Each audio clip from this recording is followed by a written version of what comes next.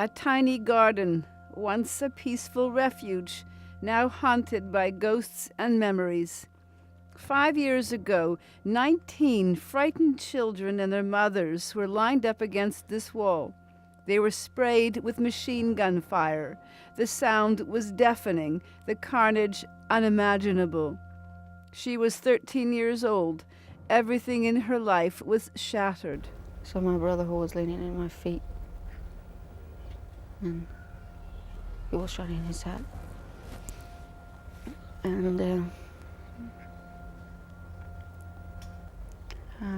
so my cousins,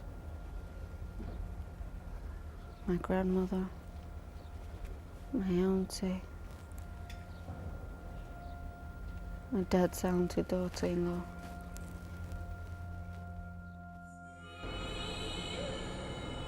This is the story of one awful crime that might have disappeared into the fog of war, along with so many other crimes at that time, except for the courage of those who witnessed it, and pursued justice for those who were murdered.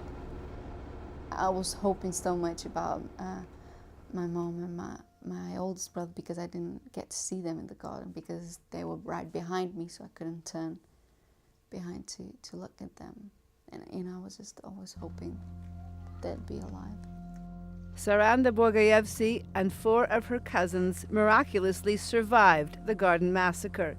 The killers walked free, but they didn't know that one day Saranda would pursue justice for what happened as far away as Canada.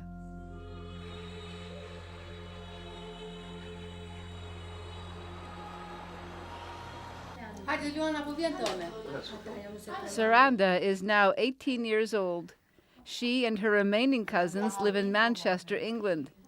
Her father is the only member of her immediate family still alive.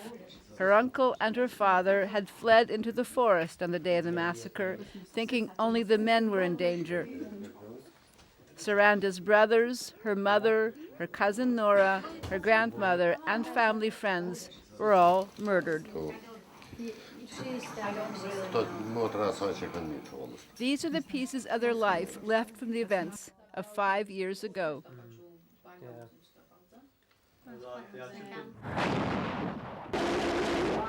March 1999, nearly 1 million ethnic Albanians fled Kosovo. Serbian leader Slobodan Milosevic had launched his most effective ethnic cleansing operation of the entire Balkan Wars. NATO forces bombed Serbia to stop Milosevic. Saranda's family didn't run with the others. They thought the war would end within days. They believed NATO would liberate them from years of tyranny.